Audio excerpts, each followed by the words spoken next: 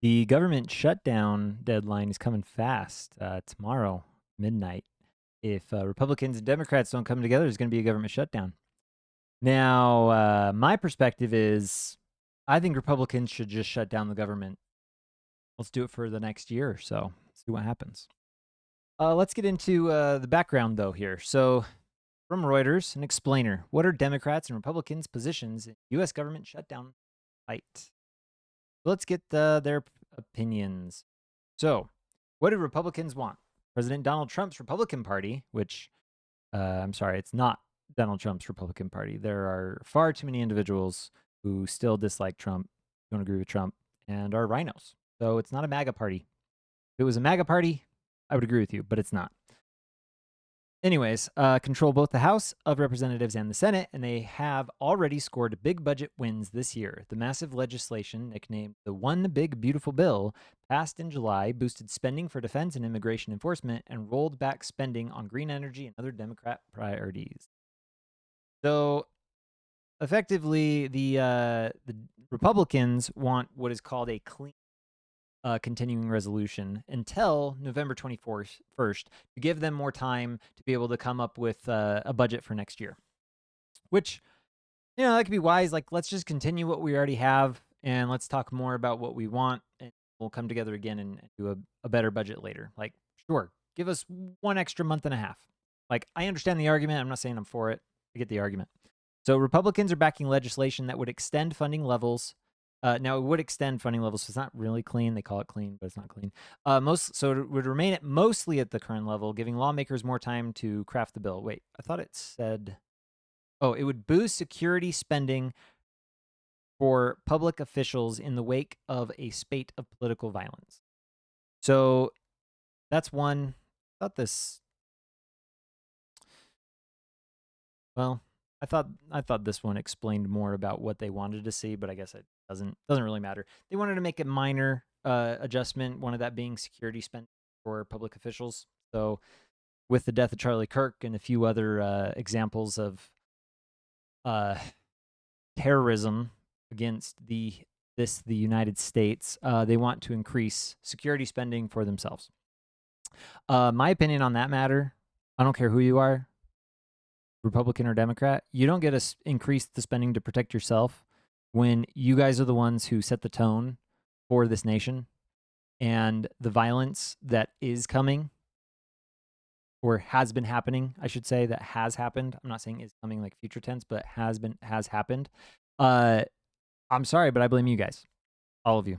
Like, tone down the rhetoric, and we probably wouldn't see crazies doing crazy things. All right, so what do the Democrats want? As a minority party, Democrats do not have much power. However, Republicans will need at least 7 Democratic votes to pass any spending bill out of the Senate, where 60 votes are needed to advance. Seat. This time, Democrats are using that leverage to push for expanded healthcare subsidies for people who buy insurance through the Affordable Care Act, which I think that thing just needs to be completely nixed. Completely. Just get rid of it. We need to get rid of all government-funded insurance, in my opinion, but we also just need to get government out of insurance. Like, insurance is just broken. It kind of needs a restart, to be honest, and there's way more to go into that, so we're not going to, but I'd rather just not see any of this. And the reality is this might decrease the cost on the individual trying to get the insurance, but it really just increases the cost of insurance because now the government's footing the bill. So that's all it really does. It shifts the payment to someone else who doesn't actually care about money. We've seen that. They don't care now. They're not going to care later. So in the end, it only increases the prices.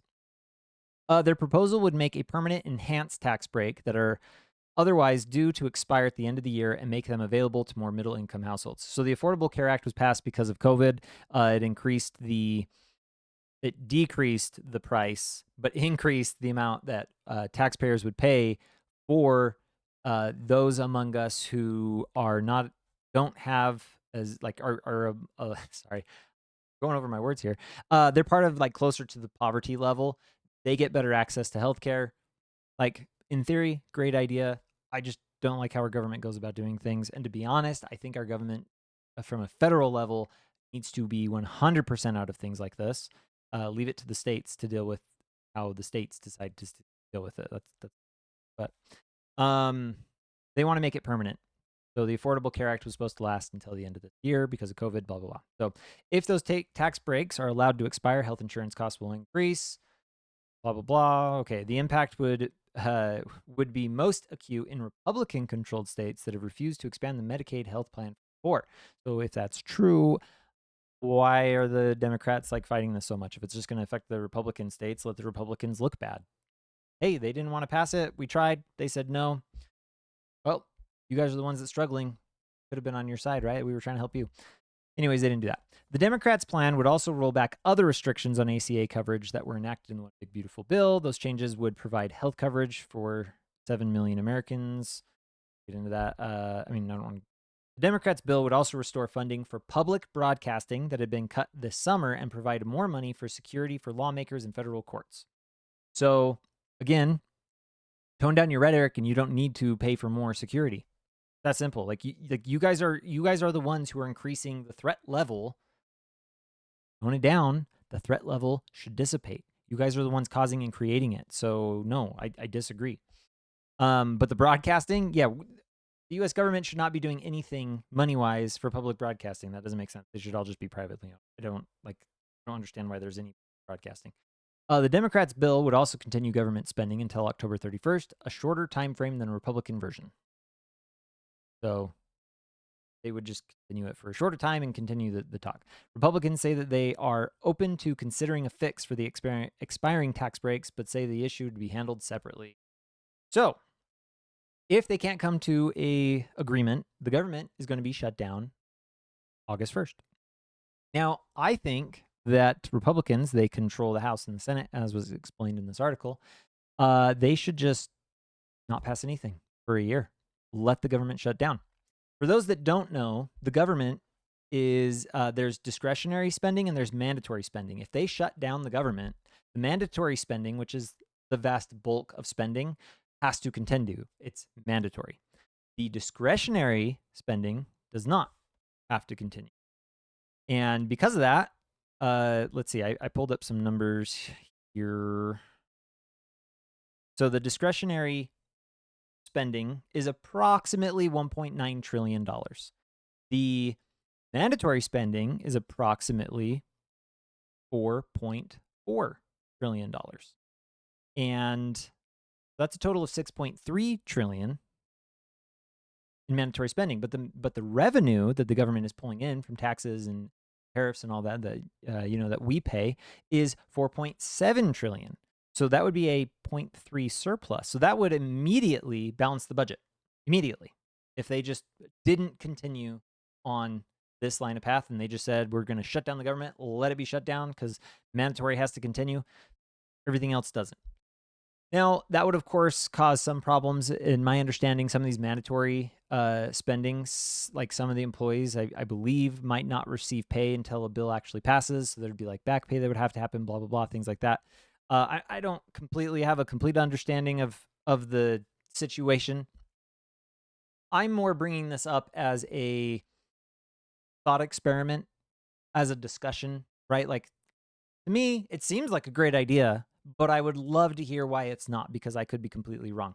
But from my perspective, if we could get rid of the 1.9 trillion discretionary fund for a whole year, that would get rid of millions of NGOs. It would get rid of millions of dollars, billions of dollars sent to people that are not actually doing what the American people want to see happen through these NGOs and everything.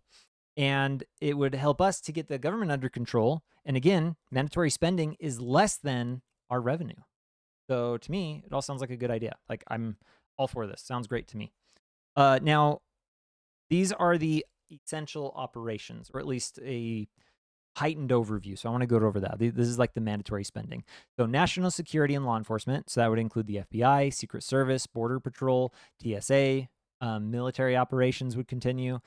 Air traffic control and aviation safety. So FFA controllers, flight safety inspectors, the CDC for disease outbreaks would continue. The FDA for critical drug approval would continue, but other parts of that would actually shut down. FEMA disaster response would have to continue. Social Security, and Medicare are required and mandatory, which actually makes up the vast bulk of the mandatory spending. USPS would also continue, but I believe they're also self-funded. And it's supposed to be self-funded is what I meant to say.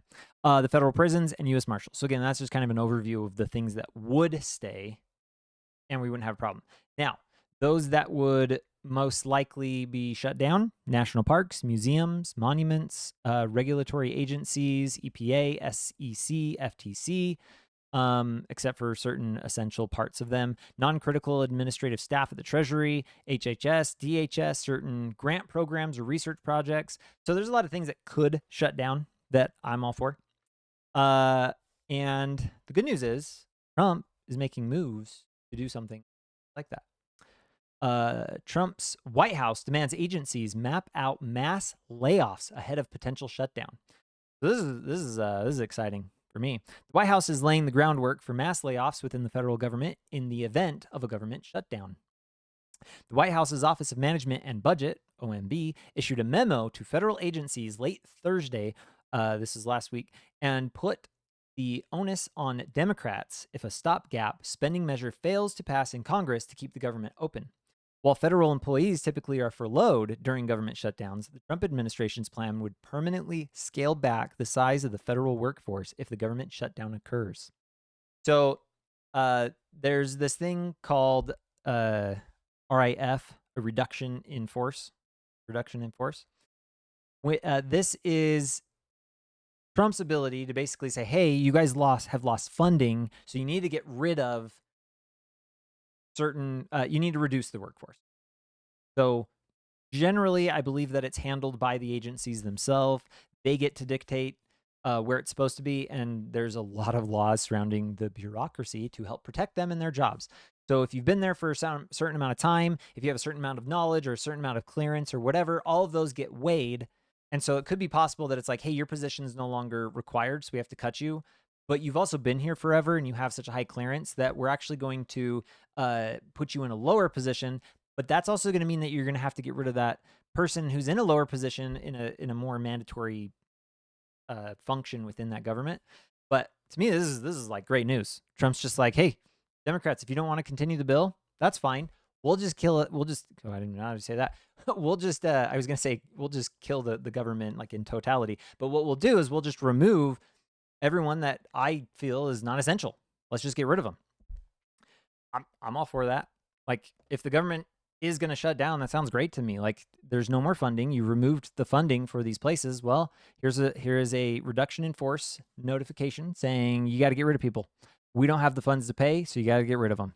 And in this case, instead of doing a furlough, we're just going to do layoffs. So I'm excited for this. This is great. This is exciting to me.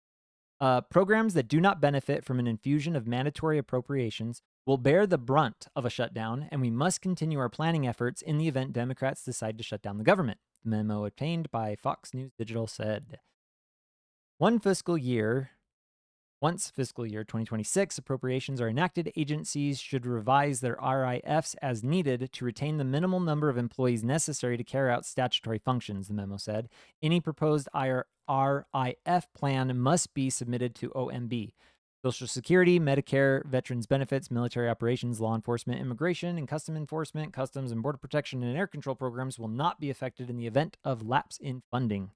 So this is awesome.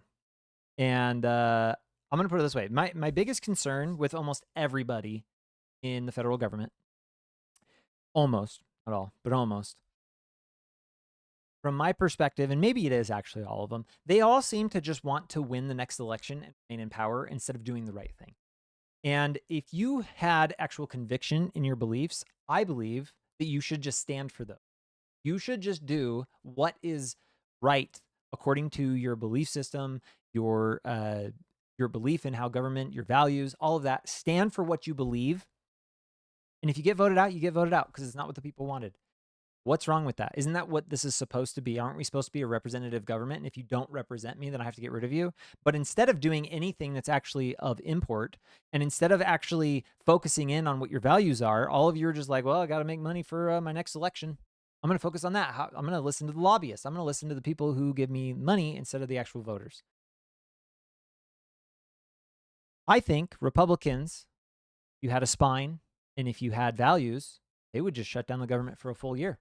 We would have a balanced budget immediately. Like I said, $4.4 trillion in mandatory spending, 4.7 in revenue.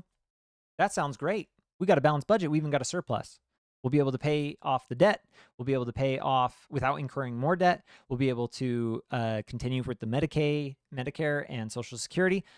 How is this a bad plan? I don't understand how this is a bad plan. Plus, most of the NGOs, I'm pretty sure everyone's very well aware, most NGOs are ran by Democrats. So let's just shut them down. Let them stop if you were Republicans and had a spine. Democrats, on the other hand, I'm sorry, you guys need to sign something, because if the government shuts down and Trump fires everybody, I don't know what you're going to do. Good luck. All right, I'm going to pull here. This is from Polymarket. U.S. government shutdown in 2025 currently has them at an 83% chance. Now, you can see here it tanked momentarily, and that's because Trump was like, hey, let's have a meeting. Let's talk. We kind of forced some individuals into a meeting and said, let's have a conversation. We can't have a shutdown. And so it tanked, and then it just really went back up because no one decided to do anything. So the chance of a shutdown apparently is very high, 83% chance. You can buy a yes for 84 cents or buy a no for 18 cents. And if it does go through, well, some people are going to make some money. And the government is going to have a lot of layoffs. Personally, I would love to see that. I think the federal government is way too big. I think we need to have more sovereignty from states, especially here in Utah. We need to assert our own authority as we're supposed to be, according to the 10th Amendment. I think that the federal government has overstepped its bounds and overstepped what its duties are to its people. And we need to restore the federal government to its small size. State governments can be as large as the people want. I don't care. I care for Utah, and I'd like to see Governor Cox step down. He increased the budget from $20 billion to $30 billion. Why? We don't need to be spending that much money. Utah used to be a very conservative, fiscally responsible state. We're not anymore. You're just like, let's spend all the money. And my favorite is today he posted on X that we saved $1 million through his GRIP program. Saved $1 million. But, just forget the $10 billion increase in spending, $10 billion, because of his wishes. So, and the legislator, it's their fault too, because they approved it. So there it is. But 83% chance it shuts down. It could mean that there's going to be mass layoffs at the government. Discretionary funds are going to go away for a while, and a lot of people are going to lose funding. And again, I love to see it from a federal government standpoint. So there we are.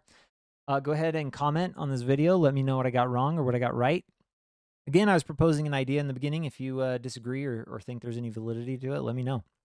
Go ahead and like this video, subscribe, and if you know anybody, share this video. It's the best way I can get around. I'm trying to set up some interviews of local politicians for this next round of voting, so that individuals who want to vote will have an opportunity to listen to just regular city council people, school board members. I'm going to try to interview mayors. I'm just going to be reaching out to, at least this year, I'm going to be focusing mostly on just the most populated counties, Salt Lake and Utah County, and I'll try to increase it to Weber and Davis. And then as time goes on, and if this can go anywhere for me, I want to increase it to just every county in Utah and just interview people, whether that's in person or just over a video call. Give them a chance to talk. I don't want to necessarily debate them or do too much pushback or anything. Just I want to understand where their values are, what they stand for, what they're trying to do, so that people can actually vote. I think that's very much needed here in Utah, and I'd love to see it. So yeah, till next time.